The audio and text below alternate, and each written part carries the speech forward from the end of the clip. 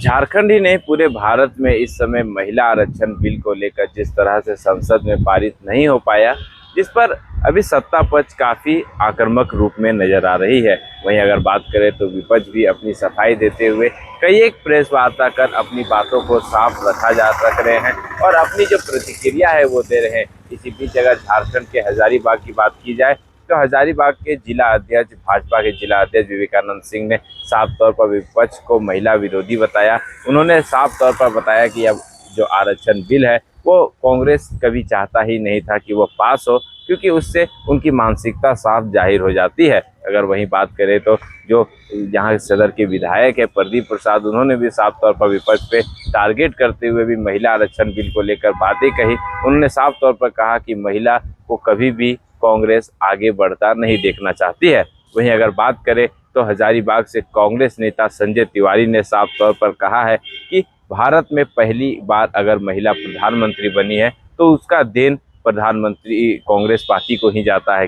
साफ तौर पर उन्होंने भाजपा को महिला आरक्षण बिल को लेकर साफ तौर पर टारगेट करते हुए कांग्रेस पार्टी ने भी कहा है कि कांग्रेस बीजेपी कभी भी चाहती ही नहीं थी कि वह बिल कभी भी पारित हो, क्योंकि वह चाहती थी जिस तरह से वह पारित ना हो सकेगा वो संसद में कांग्रेस को खिलाफ आरक्षण करेगी, उसके खिलाफ वह प्रदर्शन करेगी और कांग्रेस का विरोध करेगी। लेकिन वह जानते नहीं है कि कांग्रेस हमेशा महिलाओं को प्राथमिकता देता है और प्राथमिकता के हिसाब से वह महिलाओं को हर एक जगह पे अपनी जगह देता है। उन्होंने बंगाल चुनाव, असम चुनाव को एग्जाम्पल देते हुए उदाहरणों के साथ यह भी बताया है कि वह किस तरह से जब वह बिल की बात करते हैं, महिला आरक्षण बिल की बात करते हैं, तो वह क्यों नहीं जो पार्टियां हैं उन्हें वह टिकट देते हैं। अगर बात की जाए तो 11% ही उन्होंने जो महिलाओं को वहां पर जो आगामी चुनाव है वहां पर टिकट दिया है। उन्होंने क्यों नहीं वहां पर जो जितने आरक्षण की वह बात करते हैं उतना आरक्षण वहां दिया है। क्या कुछ कहते हैं सदर विधायक प्रदीप प्रसाद, जिला अध्यक्ष विवेकानंद सिंह, और क्या कुछ कहते हैं कांग्रेस के जो नेता है संजय तिवारी, आप भी सुनिए। देश की आधी आबादी महिलाओं की आबादी है और जिस तरह से भारतीय जनता पार्टी और उसके सहयोगी दल महिलाओं के प्रति प्रतिबद्धता और लोकसभा और विधानसभा में जिस तरह से 33% भागीदारी के लिए महिला आरक्षण का विधेयक लोकसभा में और राज्यसभा में पास करने के लिए आतुर थे। आप लोग देखा होंगे कि 2023 का यह अधिनियम को में विपक्ष भी उस समय सहयोग किया था, उसको लागू करने की बात थी अभी। और देश में पूरे जिस तरह से महिलाओं में कांग्रेस के लोगों ने महिलाओं के प्रति जो विरोध दिखाया है, महिलाओं को आगे बढ़ने के लिए प्रति रोकना है और वो पुरुष प्रधान राजनीतिक भागीदारी चाहते हैं, इसका भारतीय जनता पार्टी हमेशा विरोध कर रही है।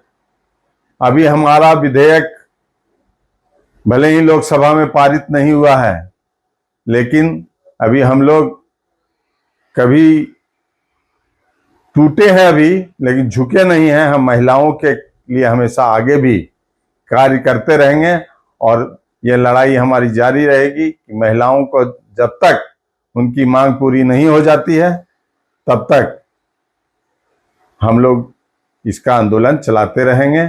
और इसमें हमारे प्रधानमंत्री आदरणीय नरेंद्र मोदी जी महिलाओं के प्रति हमेशा ही अच्छा सोच रखे हैं, चाहे बेटी पढ़ाओ बेटी बचाओ आंदोलन हो या महिलाओं के लिए जिस तरह से हर एक चीज में महिलाओं के लिए आगे रहते हैं। और यह उनका सपना था कि महिला भी जिस तरह से अभी देश में महिलाओं का संसद में 13% भागीदारी है, विधानसभा में 10% भागीदारी है, वो चाहते हैं कि महिलाओं की भागीदारी 33% लोकसभा और विधानसभा में हो।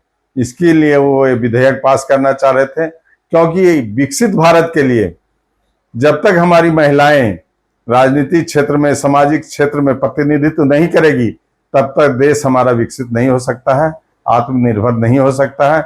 इसी के पहल में भारतीय जनता पार्टी और उसके सहयोगी दल महिला आरक्षण 33% का मांग उठाया था और आगे भी उठाते रहेंगे। कहीं ना कहीं कांग्रेस का कहना है कि वो परिसीमन का विरोध कर रही है, महिला आरक्षण बिल का नहीं। कांग्रेस पार्टी की जो सरकार है ना, हमेशा से महिला विरोधी रही है। पूर्व में आज से 70-75 साल पहले से ये शासन कर रहे हैं कांग्रेस के लोग, कभी महिलाओं को आगे नहीं बढ़ाने का काम किया है। आपने सदन में देखा होगा कि प्रियंका गांधी और राहुल गांधी और उनके विपक्ष के पार्टी किंतु परंतु करते रहे और कोई ना कोई केवल बहाना बना करके या आरक्षण, महिलाओं का आरक्षण के बिल को पास नहीं होने दिया। और यह देश की आधी आबादी की महिला आने वाले दिनों में जिस तरह से मन महसूस करके रह गई है, आने वाले दिनों में कांग्रेस को सबक सिखलाने का काम करेगी। और उन्होंने वो भी समय का इंतजार है, वो उनको देखना पड़ेगा। महिला समर्थन कांग्रेस कहाँ है? अभी आप देख रहे हैं महिला का समर्थन में अगर कांग्रेस रहता तो 33% आरक्षण का तो सहज मांग था, कहाँ सहयोग किया?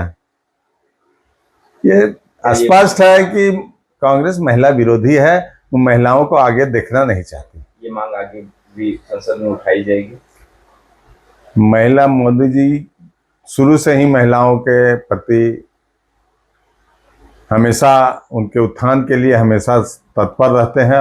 आगे भी भारतीय जनता पार्टी की सरकार महिलाओं को आगे बढ़ाने के लिए, अपने देश को विकास के रास्ते में ले जाने के लिए, चाहे शिक्षा के क्षेत्र में हो, चाहे उद्योग के क्षेत्र में हो, चाहे राजनीतिक भागीदारी के क्षेत्र में हो, चाहे स्वच्छता के क्षेत्र में हो, चाहे 3 तलाक कानून के पक्ष में हो, चाहे बेटी बढ़ाओ बेटी बचाओ के क्षेत्र में हो, ऐसे सैकड़ों उदाहरण मिलेंगे आपको कि भारतीय जनता पार्टी महिलाओं के लिए हमेशा सजग रहे।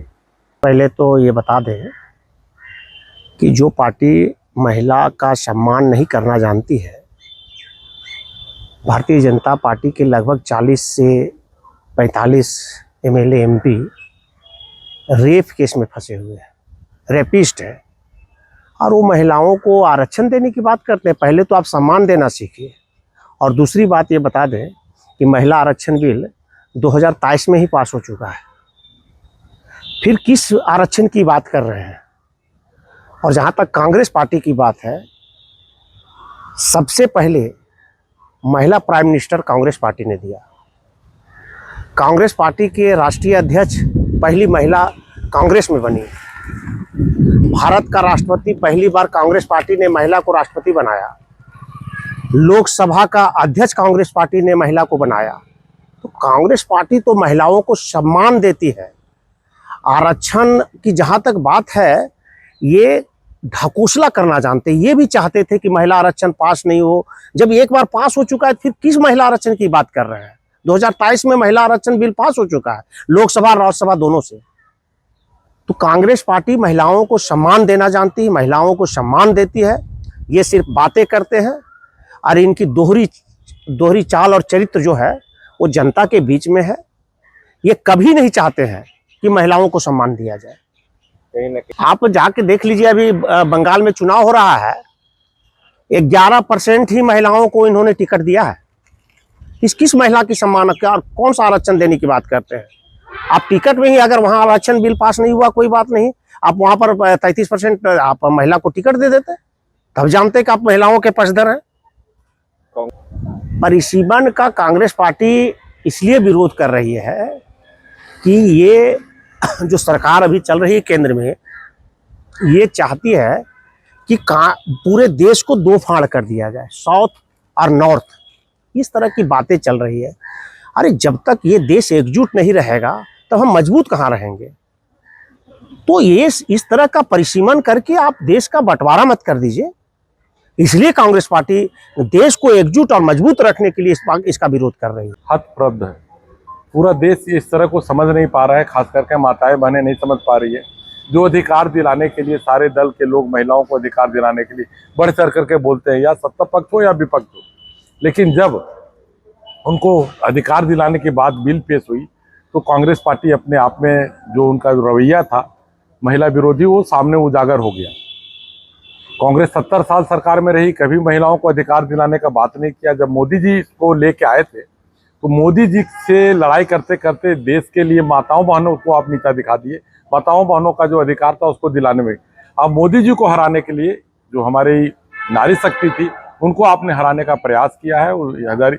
ये हजारीबाग नहीं, पूरे देश की जितनी माताएं बहनें हैं काफी आक्रोशित है और आने वाले दिन में कांग्रेस ने अपना जो विनाश का जो उनका रास्ता था वो खुद साफ कर लिया है। कांग्रेस अपना पक्ष दे रही है जिसमें वो विरोधी क्यों है?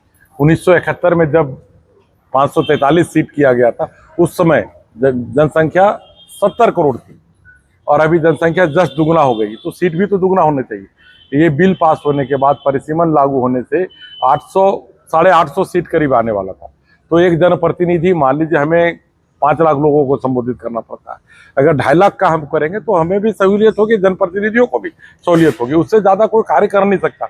एक एक सांसद को अगर एक जनसंख्या के हिसाब से ज़्यादा दुगुना लोड देंगे तो काम कहाँ से कर पाएगा? तो सरकार का तो मंतव्य दिख रहा है और सरकार क्या कर रही है वो सब समझ रहे हैं। आज लोग काफ़ी सुलझे हुए हैं, लोग अपनी बातों को रखे समझ रहे हैं कि किस तरह से उनके साथ न्याय इंसाफी की गई है। परिसीमन का विरोध क्यों? सीटें क्यों नहीं बढ़ेंगी? अगर हजारीबाग में 2 विधानसभा होगा तो यहाँ की जनता को आसानी होगी कि दिक्कतें होगी? तो बताइए। जनसंख्या के आधार पे अगर 5 लाख पे एक विधानसभा है, अगर 2.5 लाख पे होगा तो किसको फायदा होगा? यहाँ की जनता को फायदा होगा, जनप्रतिनिधियों को भी थोड़ा आसानी होगी कार्य करने में।